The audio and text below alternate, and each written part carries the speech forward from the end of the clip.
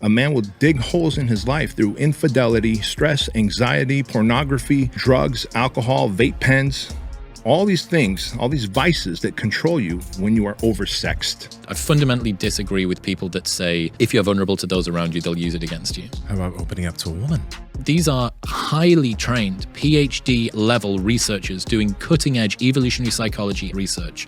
For some red pill bro on the internet to go, oh, don't ask a fish about how to fish, man. Dude, cool. There is a corner of the internet for you, and I'm glad that you stay there. Different people have different types of traumas. Those traumas that they may have had can potentially show themselves in the relationships that they have and the friendships they have. You know what I mean by the archetype of woman that you see on that podcast, correct? Do you get what I'm saying?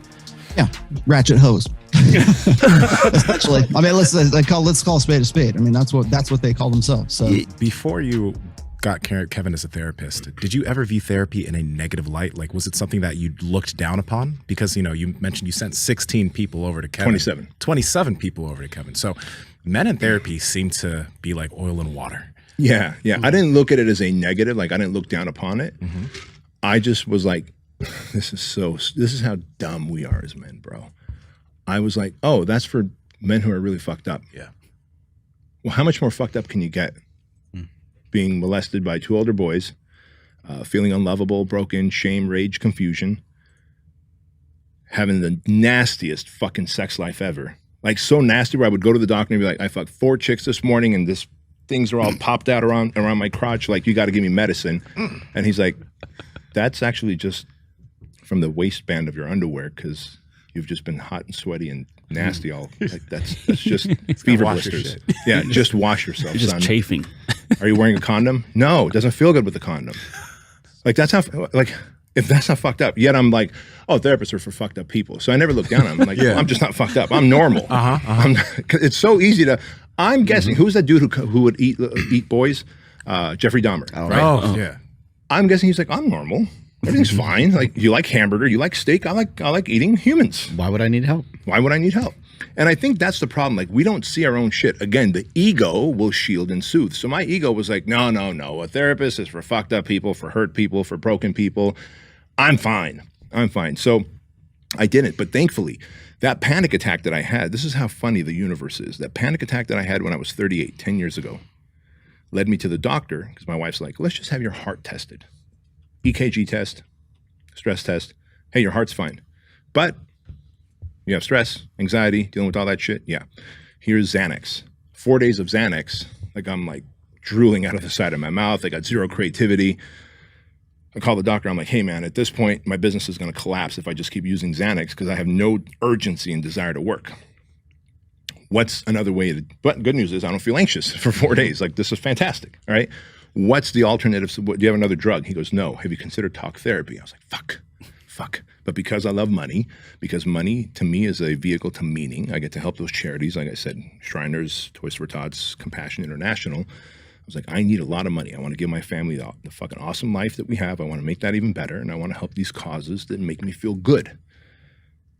So I reluctantly went and found a therapist. The first therapist I found was a woman. She cried more than I did in the first fucking session. I was like, all right, one, I'm going to be honest with you guys. And this is all while I'm married and I did not fuck her. But I'm like, one, I want to fuck her. Because I'm fucked up. You understand that, right? Yeah. So a woman who cries is like a fucking gazelle that's got a broken leg. Mm-hmm. And the line's like, I'm not even hungry, but I got to eat you. But did her mascara run though? Because like that will. Bro. Okay, look. You know what I mean? on the off chance my wife hears this, she will. I'm not going to go into great detail about it, but I was like, all right, this is going to lead to very, very bad things. Yeah. And like all types of weird fantasies because it's her couch, her office. I get the power. You get it. Yeah. Second therapist, I'm like, dude, go find a male therapist. He was probably in his late 30s. Young, and I can tell he was intimidated by me, and I could wordsmith him because I'm pretty intelligent. I could wordsmith him and not talk about the stuff that he wanted me to talk about. When I accidentally found Kevin, the third therapist, the first 2 sessions, I'm trying to make small talk and asking him, hey, what did you do? And he's like, oh, this weekend, me and the family, we went to the lake and motorboat. Oh, what kind of motorboat is it? And I'm like, if I can kill this hour, I can do this for a while. And right, even though I'm there to get help, I don't really want it because I don't want to talk about the things I don't want to talk about. And he's like, hey, Bedros, we can talk about the boat that I have all day long, but that's not why you're paying me $175 an hour. How about you let me ask you some questions? Is that okay? And I was like, well, fuck you. Fine. Ask away. And that's how it all began. And full disclosure, man, I'm a dude of routine. And so I was like, Kevin, I like coming here on Mondays after work. Mondays are my most stressful days. And I feel like if you're going to help me, you're going to help me the most on Mondays. So I would come at 6 p.m. on a Monday. Some Mondays were just so busy at HQ, growing a franchise, that I was like, Kevin, could I just pay and just sleep on your couch here for an hour, like take a nap? And he wouldn't let me just take a nap, obviously, but we'd have lighter conversation. It was just about his hobbies, my hobbies. And I learned that he plays the saxophone. Really awesome dude. Like, I really love him, and awesome human. I still see him once a month. Because I went there every Monday for almost 16 months. And then some Mondays, it was just such fucking hard, like so many layers of your heart is just fucking pulled apart, and you get to the fucking pain and the ugliness. And then you're walking out to your fucking truck, and it feels like I'm walking through molasses. I don't know what else to describe good therapy other than days of walking through molasses. And then 3 days after the session, you're like, fuck, that's what happened to me. That's that one time, that's it. Like something he said on Monday, like, boom. Thursday, it hit me. I got it, right? And all of a sudden you're not walking through molasses only to go back on Monday and find yourself in molasses again. But one molassesy trip at a time led to that. And Kevin ultimately made me write a letter to myself, to my younger self. And he gave me the first sentence. Between the ages of 4 and 6, while in Armenia, I was molested by 2 older boys. But today, you're, and then just that's right? And I wrote 9 pages to myself. Took me a couple of months to write it. I tried on my iPhone, didn't work. Tried on paper, it didn't work. Laptop, it didn't work. Finally, I said, Thanksgiving is coming, and I will not sit at the Thanksgiving table. Again, I'm extremist. I give myself rules. I will not be at the Thanksgiving table if I don't fucking write this letter to myself, to my younger self. And so 2 days before Thanksgiving, I typed it all up, sitting in my car close to a Starbucks so I could ride their Wi-Fi, crying in my Tahoe. I was driving a Tahoe, just fucking crying on the keyboards, typing out to this young fucking kid what happened to him and who he is now and the impact that he's making now. And I fucking hit send to Kevin, and it was just such a fucking relief. And then we spent the next few months going line by line and unpacking 9 pages that I wrote to this little boy. Because what I didn't tell you is when Kevin asked me what happened to you as a little boy, I said, nothing happened to that little kid. What happened to that little kid, I've dealt with. He goes, can you say what happened to me? And I started crying. And this was kind of like month number 1 in working with him. And when you can't even say what happened to me, that's called disassociation, which is the first step in creating multiple personality. So I was this close to having a multiple personality disorder because of the trauma that had happened to me. So it was a very healing experience, and I feel like that has allowed me to speak openly about it. I would 10 years ago, I would have never thought that I'd be on stage, on TV, in front of a podcast like this, and just talking about it. But it's just a speed bump. It's just like if I talked about the time I tore my bicep. That's how it feels, and I want every man to know, every woman to know, every human to know that is not your identity. That is not the story that has to get continued. Your book of life has so many more pages, and you can take the pen back and start writing how the next chapter and the chapter after that and the chapter after that looks. But that only happens when you begin to heal, and healing does take a lot of work. It's also important for people to understand you were nearly 40 years old. I want to know about this with as you've gotten older. What I've found is that I've been able to become more vulnerable with my friendships with these two and with other male friends I have in my life, because I know that in my mid-20s, let's say I was in a relationship or something and shit would be going down. Shit would be horrible. Buddy asks, hey man, how's shit going with? Things are good. Right. And I've found that like over time, I don't know why I've become more comfortable being vulnerable. Maybe it's talking with y'all, but that has been so beneficial to my friendships, to my life overall. And I just wish I was able to, I was comfortable enough being more vulnerable in my 20s or mid 20s. When do you think, or what do you think has allowed you to become more vulnerable as a individual with your audience and also your friends and people in your life? self-confidence, I think, and the belief that I'm not inherently flawed as a person. Lots of people, right? So the difference between your experience of yourself and your experience of everybody else is like 1,000,000 to 1 in terms of resolution. Okay. So all that I know about you, even though we've spent the last day pretty much together and trained and been to sauna and all the rest of it, all that I've got to see is what you've done in terms of body language and what you've said, right? And all that is a squeezed, rough resolution version of what you meant to say. And all that is a selection of the things that you thought that you could have said, right? But what you've got to experience is 1,000,000 times a second, all of the different vacillations between the promise you made yourself about breakfast this morning that you broke, and that idea that you could have said but you didn't say accurately, and the thought that you've forgotten about, everything. And because of that, it leads us to believe that we are inherently more flawed than everybody else. Because from the outside looking in, everybody else looks like they've got it together because they don't vacillate in the same sort of a way. It's like, no. Everybody is failing forward permanently. Everybody is chronically uncertain about the decisions that they make and all the rest of it. And it takes time to realize, I think, that that's the way that people are designed. And if you get more comfortable over time, you can start to open up. I also think that the sort of machismo men don't have problems thing falls away pretty quickly because you're like, fuck, dude, who are you kidding? And we've got great role models, people like Cam Haines, Goggins, who open up about brutal abuse and, frankly, pretty embarrassing things. Goggins brought, in the audio version of Never Finished, he brings his mum on for 45 minutes to hear her speak about how she was going to take her own life when he was 10 or 11 years old. And the only reason that she didn't is because she knew that she would leave David and Trunas Jr. with this tyrant of a father. And he sits and listens to his mother talk about this. And partway through, he says, Mum, do you want to have a break? And she says, no, I'm going to keep going. I was like, fuck, that's some Goggins genetics in that. You can see that she's got a dog in her as well. And, if you have a role model like that, like, who the fuck am I to say that I shouldn't be able to open up about being bullied as a kid in school?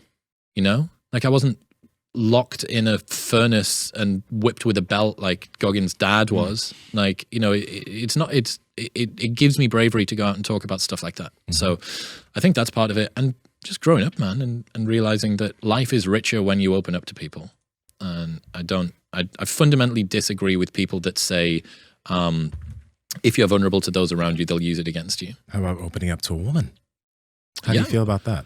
Just because the reason why I ask you that is, red pill ideology, men who are talking about opening up to women on that end of things, they believe that if you do that, well, your woman will see you as weak and she'll leave you. Never show your vulnerability to a woman is one of the rules.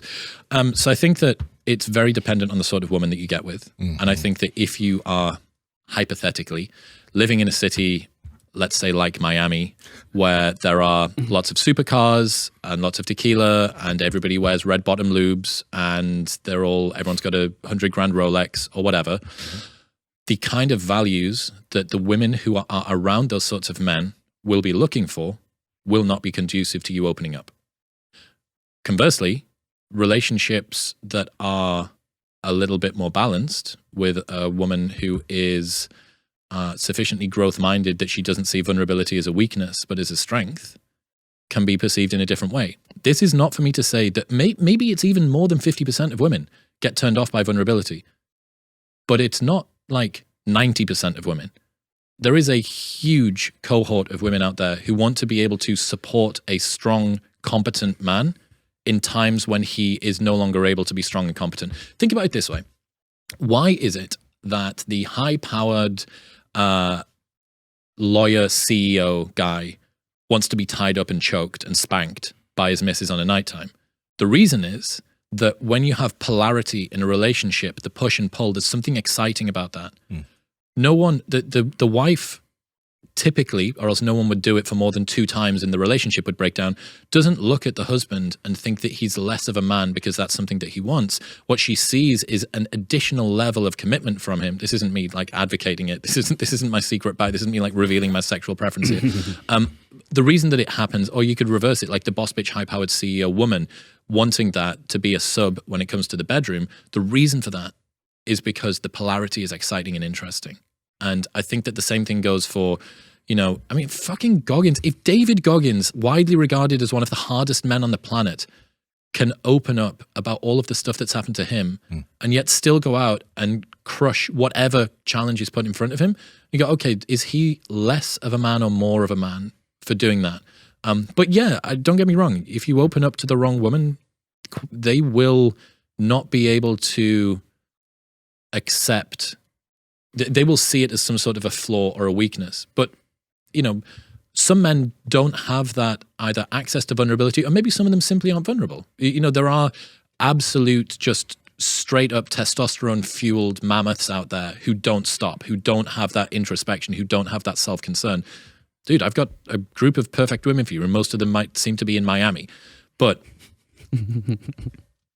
I don't know. I think if you are the kind of guy that is going to work incredibly hard and then have periods where you go, fuck, like I really don't know if this is worth it. Like today was hard, today was tough. You need to find a partner that's going to accept that. If you don't have a partner, like the girl that I'm with, if I have a bad day or if I have a concern, she is happy to lean into that and be beyond supportive. Like she will ask me questions, she will give me prompts, she will be, and I'm pretty sure that it's like, I'm probably as attractive, if not more attractive in those moments than I am when I'm out like crushing it on a podcast. How would somebody know if they're with the wrong person, do you think? Oh God. I mean, that's a big one. Yeah. What are some red flags that maybe you've experienced or seen? Because I'm sure you get a lot of questions on relationships and stuff like that. Yeah. So I think that you need to have fundamental value alignment. You know, for instance, if you and your partner fundamentally disagree on how to raise children, or even to have a kid, or I mean, fucking hell, yeah. I mean, that's very, very dangerous. It's other things as well, though. Like, not to get political, but like your view of the world is actually pretty informed by your politics, right? Like, if your partner is super pro-life and you're super pro-choice, if you are incredibly pro-immigration and your partner is anti, if you're very pro-free speech and they're not, if they're pro-gun and you're not, like, there's going to be some conflict in there because it's not just about that one issue, it's about what feeds into that belief, right? This isn't for me to say, oh, you need to have assortative mating where you only date within your own political party, but you need to have some shit in common, right? You need to have some common interests. You need to be able to go and train together. If you like training, get a partner that you can train with, because then you can actually enjoy the thing that you enjoy with them. Like that's a pretty good idea. In terms of red flags, I think the most important things to get right are, and this is for both guys and girls, is your partner psychologically stable? And what that means is after any incident that takes them off center in terms of their mood, how quickly do they return to baseline? And you want it to be within 6 to 12 hours at most. You want them to be able to deal with some stress, some disagreement, some argument or whatever it is, and within a not forever amount of time, get back to baseline. I have some friends for whom them and their partners will have an argument and they're both blocked on every social media and every messaging app for like 2 weeks. And they're like having to email each other or do whatever it is. And you go, dude, that is... I've dealt with that. That is not... Not in my current relationship. Babe, I love you. So that would be one. Having a growth mindset would be another one. So somebody that is prepared to grow and can believe in change both for you, for themselves, and in the relationship as well. We were talking in the sauna last night about the Michelangelo effect. So this is an effect whereby people in a relationship begin to form themselves into a more and more optimized, idealized version of what their partner wants. So you could imagine... Become more and more attractive. Correct, yes. Or open or appropriate for them, right? You, if you are committed, will begin to forge yourself into some sort of amalgamation of who you are truly and who your partner wants you to be. And if your partner is well balanced and has a great perspective in the world, they want you to be a better version of you. They don't want you to be less you, they want you to be more you, and they can direct you in that way. So having the growth mindset is super important. The reason is that if you do encounter challenges, so at the moment my relationship is long distance, like we've been able to get past that because both of us believe that there are solutions that we can work around. Like that's important, right? The final one that I would probably say would be conscientiousness, and that is because all of this, whether it be the growth mindset, whether it be the psychological stability, being conscientious allows you to sort of deploy grind and grit and motivation in an effective manner. And it seems that this bears out in the data as well. Seth Stevens-Davidowitz wrote a great book called Don't Trust Your Gut, and he's a data scientist that applied it to use big data to answer like 12 of life's biggest questions. What's the most attractive way for me to look? Who should I marry? What job should I take if I want to become a millionaire the quickest? How do I become more lucky? How do I raise a child to have good outcomes in life? All the way down. And the interesting shit to do with dating was psychological stability, growth mindset, conscientiousness. You have those big three, pretty much everything else will get sorted out. Mark, I'm kind of curious about this from you, and it's kind of within this. As far as like you in your relationship, as it's been a long time, you haven't been dating for a minute, but have you I went on a date last night with your wife? You guys have been in a relationship for what, more than 2 decades now? Mm-hmm. Yeah. Have you always been comfortable being vulnerable with Andy, your wife?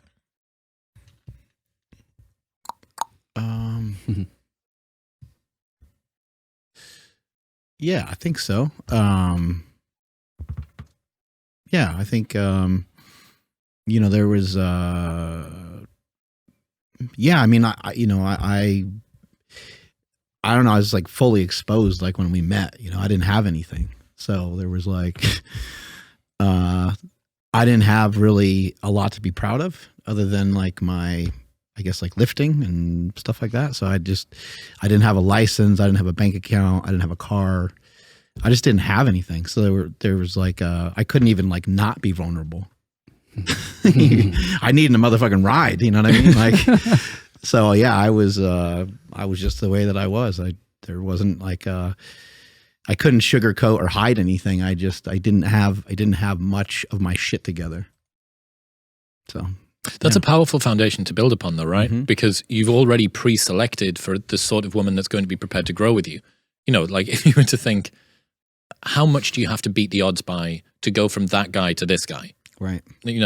Every single day beating the odds financially, developmentally, psychologically, spiritually. And that is one of the beautiful things about relationships that last for a long time. And that's one of the things that you don't get if you do have transient transactional relationships that you cycle in and out of every couple of weeks. If you're a guy that's just blowing through girls, you're never going to actually be able to grow with any one girl. Mm. You're never going to be able to find someone that can make you better. Now, again, the red pill ideology would be, why the fuck would you want to be friends with a girl? Right? Like they don't basically bring anything to your life. And, there are some things. Not really that funny. I'm glad that we got the racism in early, but ahead of the sexism. That's what I really wanted to get that done first. There we go.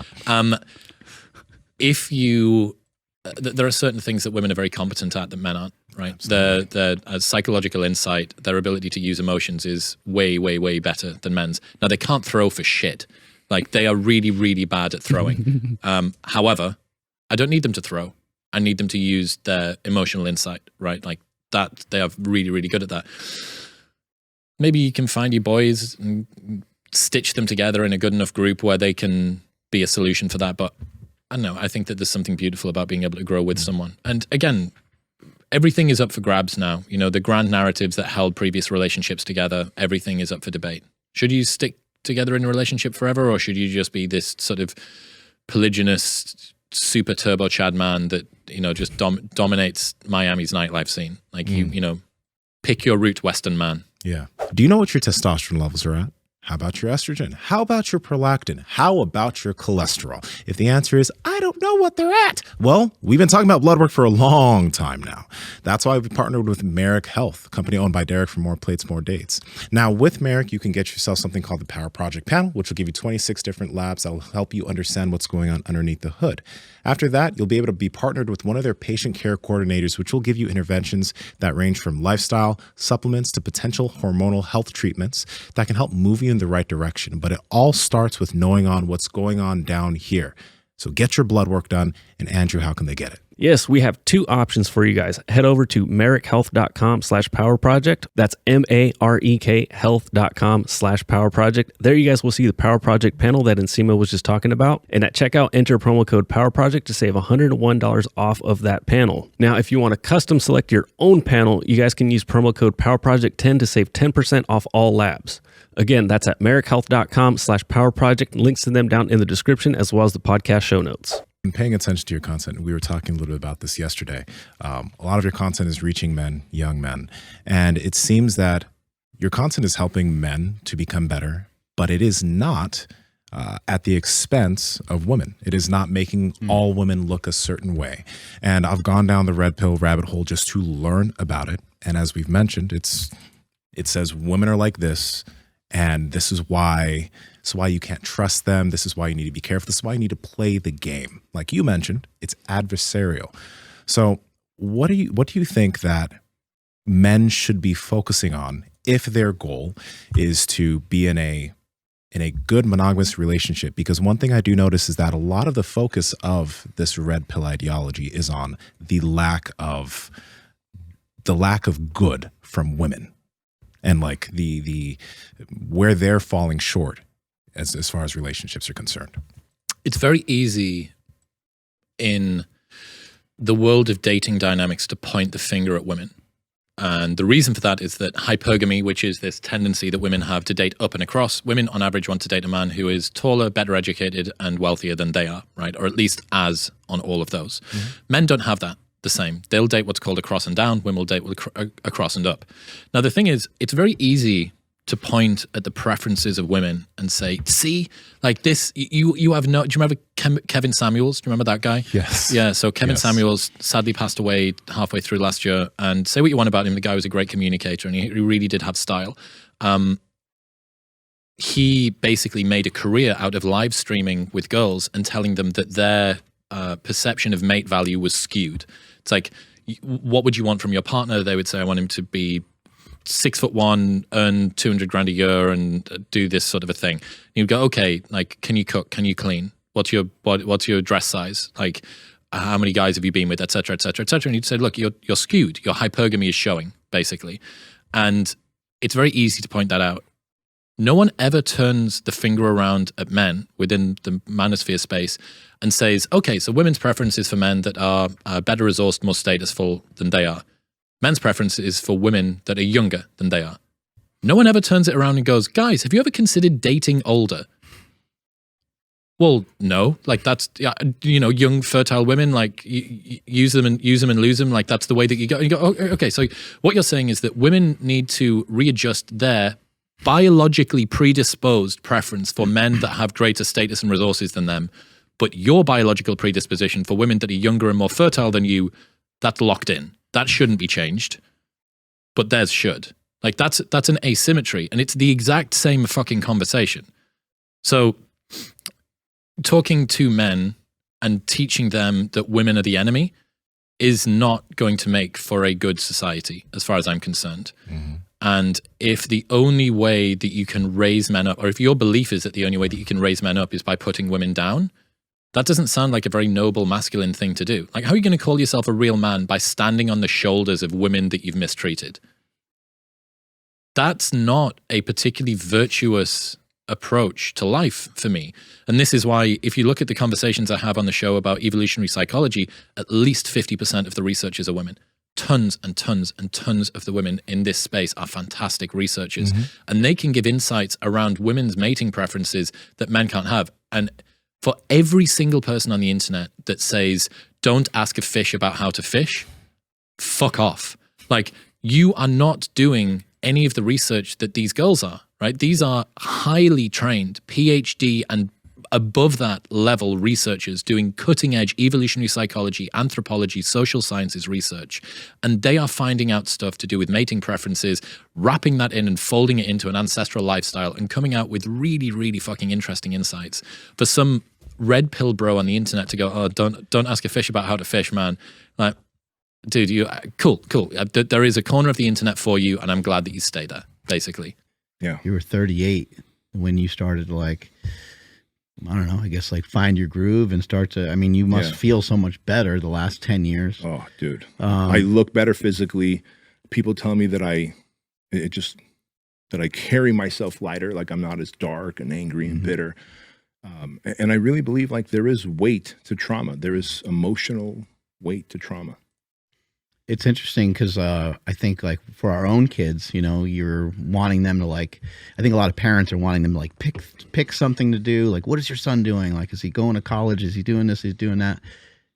It takes a really long time to try to figure out how to become a man, and you're still probably in a long working process of still working on figuring that out, right? I'm a work in progress. Like you know that movie, Catch Me If You Can? Yeah. Right? It was great. And they were like, man, we understand how you forged the checks. We understand how you even created a fake ID and you sat in the cockpit. You didn't fly the plane, but you sat in the cockpit. How did you run a university class?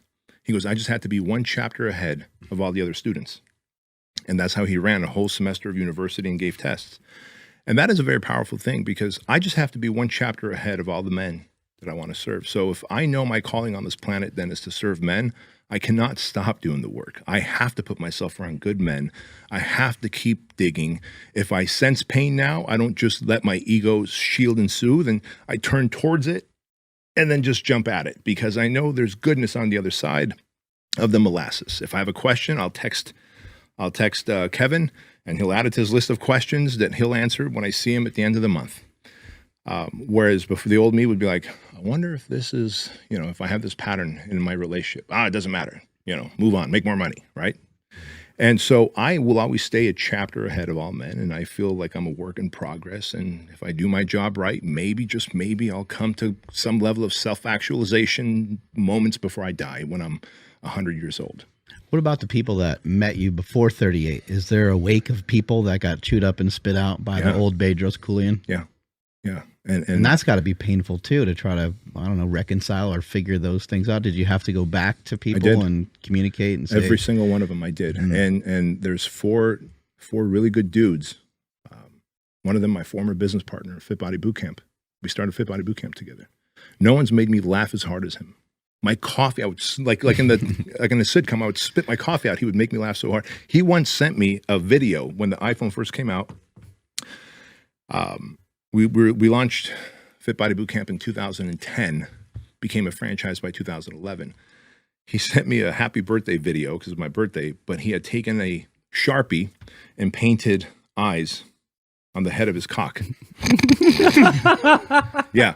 And then he held the camera and he's squeezing the head of his cock. So his pee hole is moving like a mouth. You guys picture this, right? That's incredible. Yes. And it's moving like a mouth. It's like, hi, Bedros, I just want to wish you a happy birthday. You're a wonderful guy. God, we need friends like that. Yet, so sadly, like here we are laughing, and it's like, I'm telling you, no one's made me laugh that hard. Like and that's just one of 10 things I can tell you about this guy.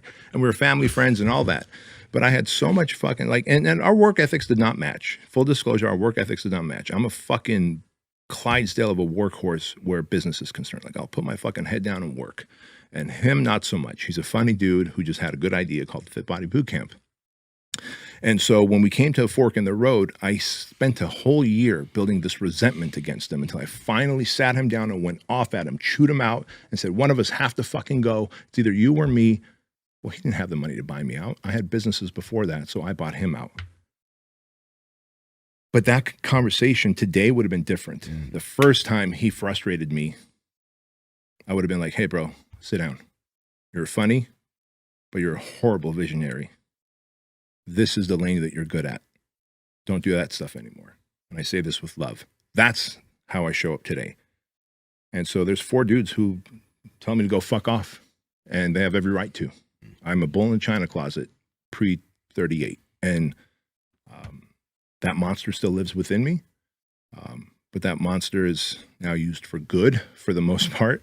Unless we're on an airplane, I got to choke a motherfucker out, then I will. Yeah.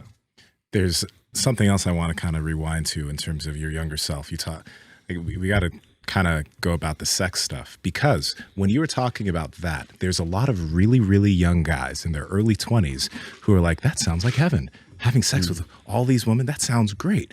And there's a community, it's the red pill, right? I don't know if you've heard of it, the whole red pill type of ideology, but those men generally look at the ability for just men to sleep with multiple women as an ideal. Like even if you become a high value man, as they call it, meaning women want you, you have a high net worth, whatever, at that point, yeah, you can have a woman and a family, but since you're such a high value man and women want you, you should be able to sleep with kind of as many women as you want, even though you have somebody at home.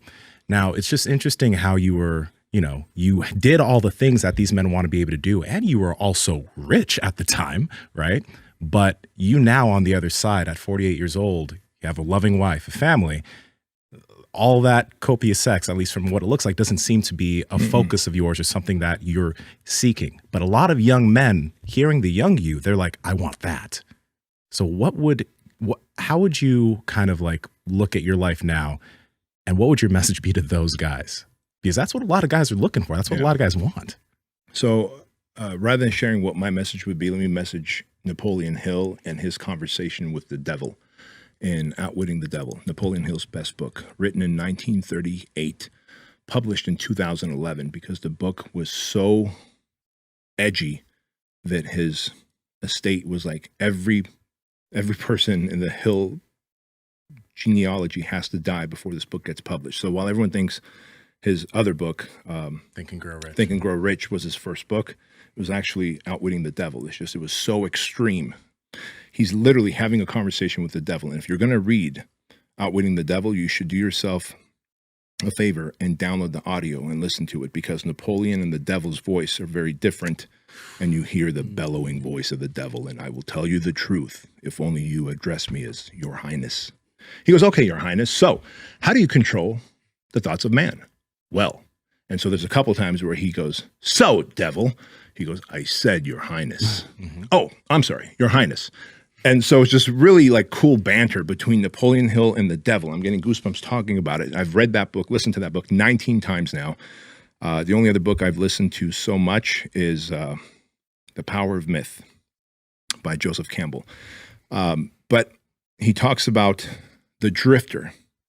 In life as men, we must either have definitiveness of purpose, or we will drift through life trying to attach our belly button, our umbilical cord to everybody's belly button. So all these young men that are drifting through life and trying to attach their umbilical cord to the belly button of Andrew Tate and any other dude who, nothing wrong with Andrew Tate. I think he's a marketing fucking genius. Oh, yeah. He has so many brilliant things to say. However, the devil will tell you that the drifter drifts for these three reasons. Overconsumption of food. When we overconsume food, our body is unable to, he says, process all that food, and therefore it has to create poison, and that poison has to show up in comes out. Some of it is feces and urine, but others, it goes into our system. This man is writing this in 1938. It causes toxicity, yeah. Causes toxicity and shows up in your bile, into your blood, right? And it's so fucking true. Like what we have studied today, he predicted back then. Overconsumption of food, overconsumption of sex. Overconsumption of sex, because it will lose. Sex is a very powerful drawing thing. However, a man can get consumed by it so much that he will lose his focus on his definitiveness of purpose. And in the absence of purpose, a man will dig holes in his life, no different than a German shepherd will dig holes in your backyard when it doesn't have a routine, when it doesn't have a sense of purpose, and you're not playing catch with it every day at the same time. I've got a German shepherd. I know her name is Cookie. And so a man will dig holes in his life through infidelity, stress, anxiety, pornography, drugs, alcohol, vape pens, all these things, all these vices that control you when you are oversexed. Sex, just like a cocktail, you've got to have it as a reward. And you wouldn't just, at least I would hope that you wouldn't just drink anything. Like, I guess when I was younger, I was drinking Natty Lights because they were cheap. Speaking of Natty, did you hear that Michael Hearn is all natural? He's going to be here tomorrow. We can talk to him about Yeah, that's right. Please let him know. But today, if I'm gonna have a cocktail, man, I'm gonna have Chopin vodka with like real fresh squeezed pineapple juice. I'll have one cocktail, maybe two if I'm feeling saucy, and that's it. That's it. I'm not gonna wake up with a hangover because it's fucking potato vodka. It's like the good shit. But I share that with you because oversexed, and I know this from firsthand experience, you just want more and more of it because it creates validation, creates approval, and then you lose track of what you're supposed to be doing, your definitiveness of purpose. And then when you're not fucking, you feel a sense of hollowness and emptiness. And that's where the anxiety, when there's a space in the man's heart of hollowness and emptiness, it is only filled by anxiety and depression in the absence of purpose. And so if you don't have purpose, and so it's overconsumption of food, overconsumption of sex, and then sharing your opinion when it's not asked for. When a man will constantly share his opinion when it is not asked for, he is seen as a weaker, attention-seeking, validation-needing man, and no man should be seen as that. So my opinion is it's unnecessary, and I speak from firsthand experience. And secondly, if our job of all men is to leave people better than we found them, and I really believe my job is to leave people better than I found them, I can tell you that there was one woman who 2 days after we had sex, killed herself. Not because of me, I don't think. She apparently grabbed her boyfriend's gun and killed herself. But I had no business fucking a woman that had a boyfriend, did I? So, just because you can and you're a high-valued man leaves people better than they found them. A high-valued man can control his consumption of everything. A high-valued man will live a life of definitiveness of purpose and not become a drifter who seeks to plug his umbilical cord into everybody else's belly button. Yeah, I think sometimes not acting on stuff is a very powerful thing that a man can demonstrate. Somebody does get loud, somebody does get charged up, and you don't kick their ass because there's no threat, there's not a reason to, but you could, right? I think there's situations where it doesn't make sense to abuse that power, or high-powered men that will take advantage of their situation with women, and will take advantage of wherever they can. Take advantage wherever they can. And it's like, well, from what I've seen, I've always admired the guys that I think are showing the constraint.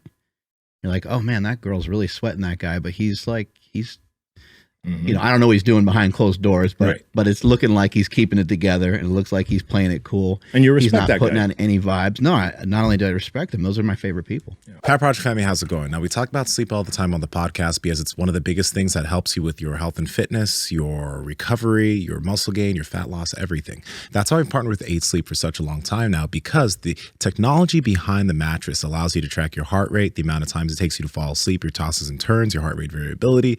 It changes its temperature through the night based off how you sleep, but not only yourself, but maybe your partner on the other side of the bed. It is an amazing mattress. Andrew, how can they learn more? Yes, head over to 8sleep.com/power project. That's 8 spelled out, EIGHT, sleep.com/power project. Along with more information, you guys will actually save $150 off of your entire order automatically. Links to them down in the description, as well as the podcast show notes. I'm just curious too, because when I was mentioning before the podcast, when I started looking at your content, I got the Rational Male a few years ago, went through the book, and when I was looking through content within the red pill circles, it kind of caught me off guard, because I was like, is the intention here just to try to get laid? For example, when I watched Fresh and Fit, right? And I've seen some of their content, and I know you've collaborated with them. I understand what's super useful about the red pill and all the data and all the statistics, because it's helped me navigate the dating marketplace well too. But as I've potentially watched like Fresh and Fit, right? When I see when they bring certain women on, there's an archetype of women that continue to come onto that podcast, and I've dated that type of woman, and that's a woman that you want to avoid. But the interesting thing is when you look at the comments and you just pay attention to what people are talking about when it comes to that, it's like, of course you don't want to date those women anyway. Like, those wouldn't even be women you want to marry. So I'm curious as to when it comes to that, or do you have any idea of what men should be looking for if they're trying to find someone to actually be with, to marry? Because you know what I mean by the archetype of woman that you see on that podcast, correct? Do you get what I'm saying? Yeah, ratchet hose. Essentially, I mean, let's call a spade a spade. I mean, that's what they call themselves. So Yeah. that's the joke, right? But it's I think that when you look at it in whole, now you got to remember that Fresh and Fit is one show built really on one template, okay, which is let's have a conversation, let's have some discourse here. And the women that they are sourcing are from Miami. Let's just be honest, okay? So if they're there but you got to remember that the women who have gone through there in the course of a year right now have not just been from Miami. They've been from all over the place. They've been from, I mean, I remember the first show I was on, I met a girl from I think it was Canada or Montana or something like that. So they're there from somewhere else. So, but is that mindset sort of pervasive of that area? Yeah, I'm certain that it is. When you are looking at I don't see why anybody holds the after hours show of Fresh and Fit as some sort of dating criterion. I understand that. It's just against the most views. Well, you're not there looking for if you're watching that show, odds are you're probably not looking for a woman to marry. Okay. None of those women are sort of marriageable women. And that's actually one of the things that Myron and Fresh and myself have talked about over and over and over again. Gotcha. Is that women are less marriageable these days and men are actually less marriageable these days as well. And I've talked about that, for a long time, both on my show and on their show as well. So it's not so much about why are we watching Fresh and Fit to find a wife. that's first and foremost. Yeah. Second of all is when we're talking about marriage today, I think a lot of people get for instance, you started out with saying, well, for somebody looking for a long-term relationship or looking for a marriage or something like that, these women are not exemplary of the kind of women that I would want to get. Yeah, I agree. However, what it is it's an example in the most extreme sense of female nature when it comes to what is it that women are looking for? Is it looks? Is it money? Is it, is it game? Is it, social skills? What is it? And then the other problem that a lot of guys run into is it even worth getting married today under present circumstances? So when we start out being marriage minded, if that is, I've been married for 25 years. I've been with the same woman for about 26 and a half now. So when people come to me and they say, well, Rollo, I can't believe you're coming out against marriage. And I was like, I'm not coming out against marriage. I actually think marriage as an institution is a great thing. And people want to throw rocks at me for even just saying that. But hear me out is what I'm saying, is that the reason why I am critical of marriage right now is because I'm critical of the way that we do it now. Not the actual institution of it, clearly it has been the foundation and the bedrock of Western society for God knows, for millennia now. I get that. I'm not against marriage. I'm not against long-term commitment. What I am against is the way that we do marriage right now. And so when we have this sort of old order 20th century way of thinking that that's the ultimate goal, that's the end goal of all of this, we have to look at what is that state? What is that goal state? And figuring out, I want to be with somebody in the long term. I want to have babies. I want to, increase the fertility rate, whatever it is, whatever your reasons are for wanting to be in a long-term relationship, you have to look at how those relationships are formed. And that's really what throws a lot of people off about my work and about really even just watching the After Hours show or anybody in the manosphere. It doesn't have to be me. Is that we are dealing with old order 20th century ways of thinking about dating, about thinking about, coming together as couples as forming families. Now we start talking about things like polyamory and everything else and alternative, relationship lifestyles. The reason we're having this conversation right now is because we're transitioning from, 1999 up to 2022 right now. And we're still trying to figure this out. It's advancing so quickly. And society has changed so much, and we're wondering, why is it that the marriage rate is at the lowest rate it's ever been recorded since they started recording those numbers? Why is it that we see certain statistics in SSRIs being prescribed for women? Why is it that we see the autism rate in children rise just like skyrocket from 2000 up to where we are right now? There's all of these, we see all this evidence, we have access to all the statistics, and we're not asking why.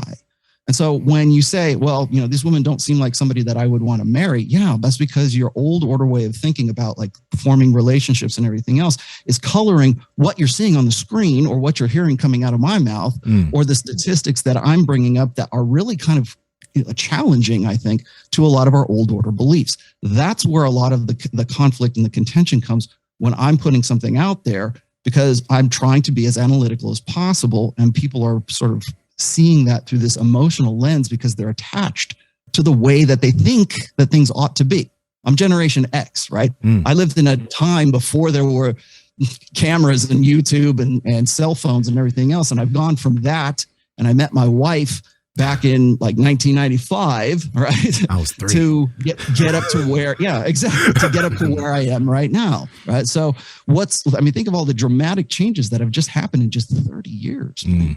As men, we should be able to, and we have to, if we do have certain things that we want to share that we're scared of sharing with our partner, we got to try and share that in a healthy way. It doesn't always come from crying and bawling your eyes out and sharing it. You can literally have a conversation about these things. And maybe you're having a conversation about an anxiety or a fear, but also maybe kind of how you're going to navigate it to get from point A to point B. Maybe it's the insecurity you're mentioning about, like, God, I have this job interview, or I have this issue, right? But you have an idea of how you're going to get from point A to point B. But also on the woman's end, if you're not with a woman that can take that and that can actually have that conversation with you and then not use that against you in the future, if she does, that's an immature human being. That is not an adult woman that has emotional stability. That's kind of like that's not a cool person. Because I mean, your experiences, right, in your marriage, like, has that backfired on you, or has, like, in terms of being vulnerable in certain spots? Because this is another thing, and you could probably talk more about this. Andy knew you when you were broke, and now you're a millionaire. But she was with you through years of you not having what you have now. Yeah. No, she's never used like me being vulnerable against me.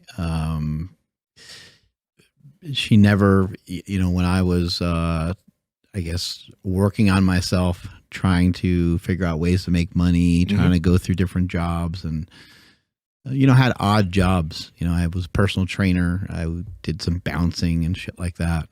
Nothing real stable, nothing really strong. There wasn't like a career. There wasn't like a real clear career path. But she didn't really pressure me on any of that stuff, and she never used it against me. She wasn't like, I make this and you don't make much, and you need to start making X amount. Or she never did any of that. I actually had friends though that they couldn't get engaged until they can afford a certain ring for their significant other.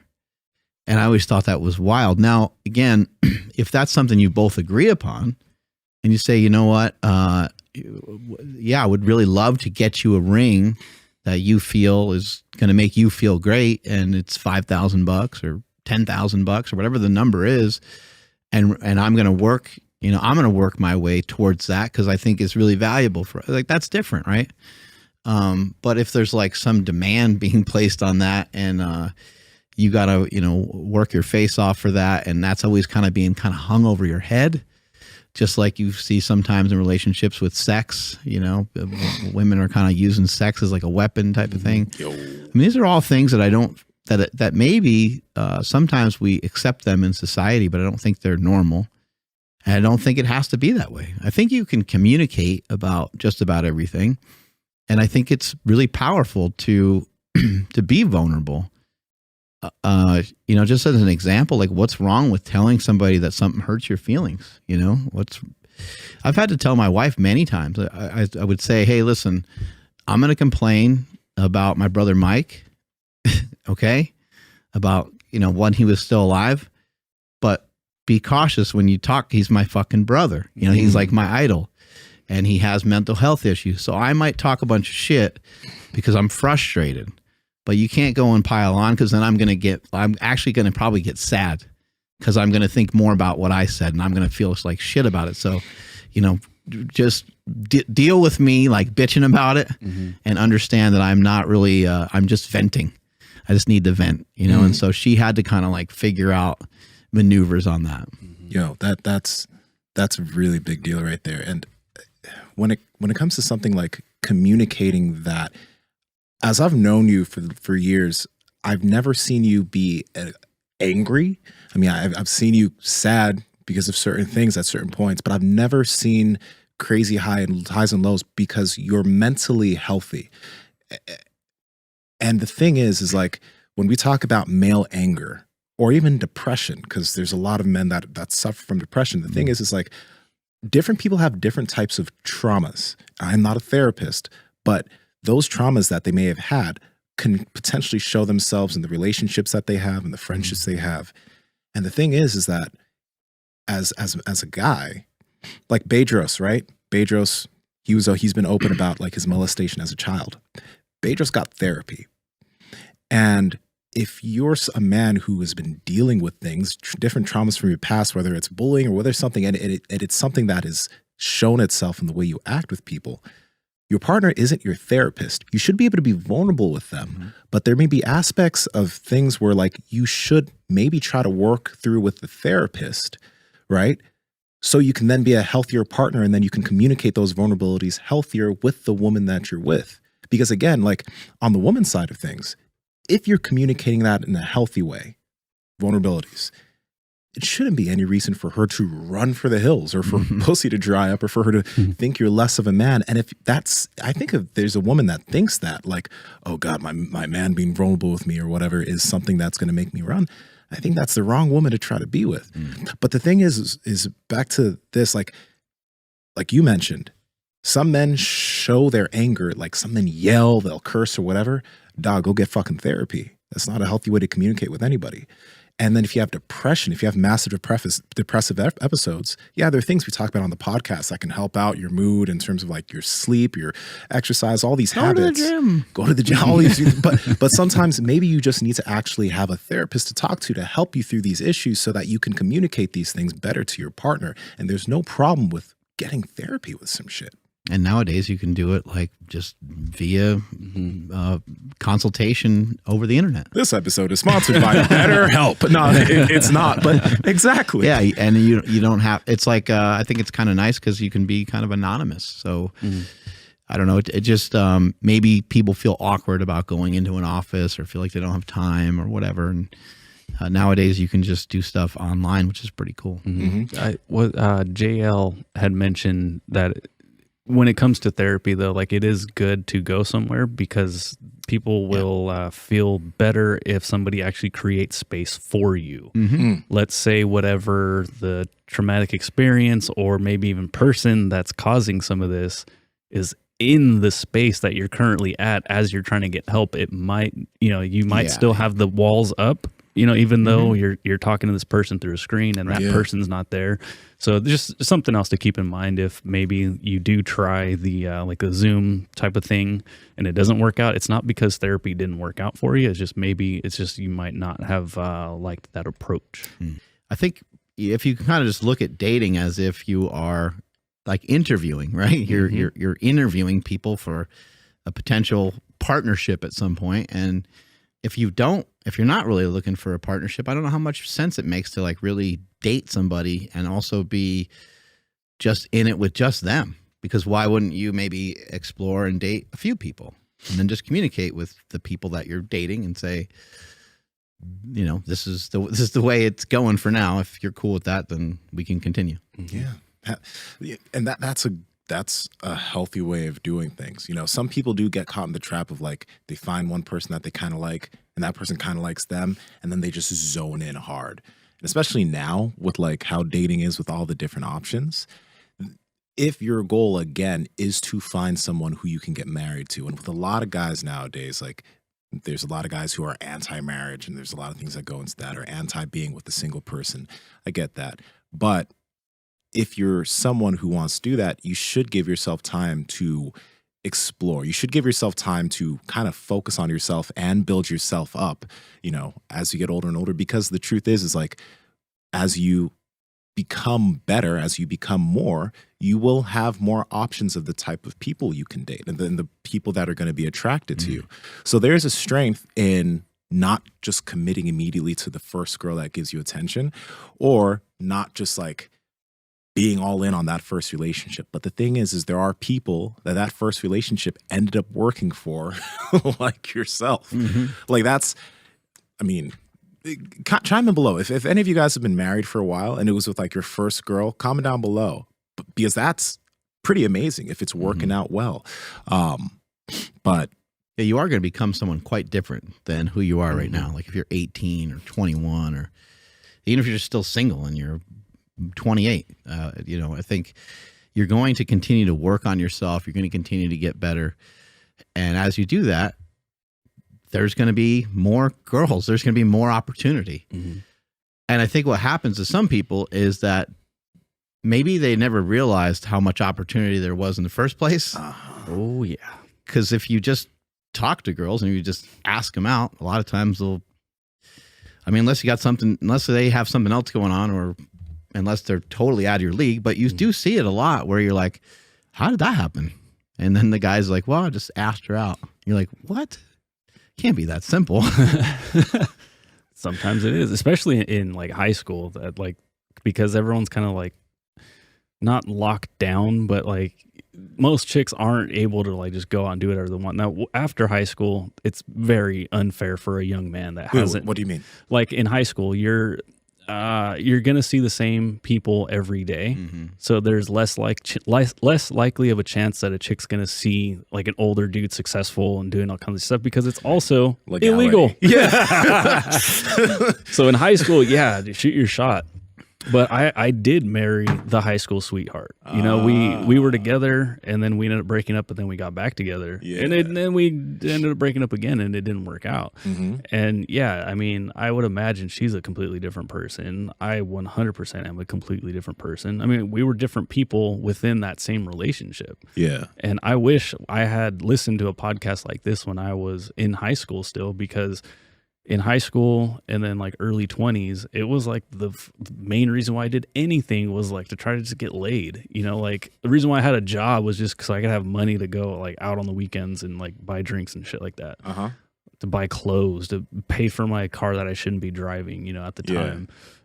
And like, yeah, it was like the main driving force for everything. Instead of like trying to build myself up, it was just like, what is the best paying job I can get into right now, just so I can have some money to show off and like, you know, again, try to get girls and stuff like that. I think it really slows you down. Oh, big time. It really set does. me back very far. Yeah. I think it really slows you down. Focusing on girls? Yeah, I don't think guys should really have someone serious until they're a little older. I mean, at least a couple years out of high school, just because in high school, I think even just coming out of high school, like you're trying to figure out job or college, like you're trying to figure out so many things, trying to figure out some sort of like career path. And that could even just take you in a different direction. Some guys are thinking about the military, you know, I mean, that story has been played out a million times over. Like when you get married in the military, I believe you get more money.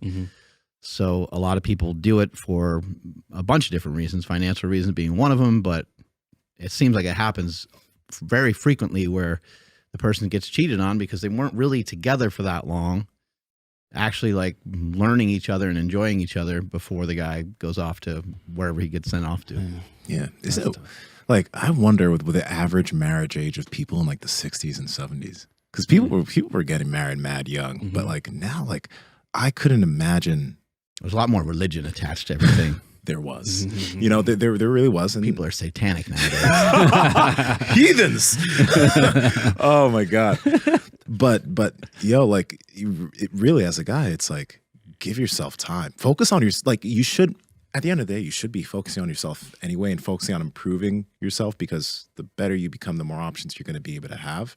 And there's no reason like focus on chasing women. You know, because it's like at some point, it does depend on kind of what you do. Like more of that will come your way because you have become a person that is desirable. Right. But it's tough. Like that's a really hard thing. I was talking to a friend about this because I remember even in my fucking early 20s, right? Like it's tough when you're a young guy to understand that, okay, well, now you're fighting it out with every other guy in the marketplace. So it's like you're 22 years old, you know, either you're in school or you got your first job or whatever. But I mean, you got that 30-year-old that is like set in, or that 35-year-old that's set into his job and he's doing well and he has a car and a place and all this. And that's your competition. As somebody that lives at home and is broke. Well, lives at home, or maybe even have your own place. But at the same time, it's like you are here right now, and it's going to take time to get here, right? And you'll have more dominance in the marketplace if you just focus on yourself and give yourself time to improve. That's if you really just it. act like you don't care, act like you're not even part of the marketplace.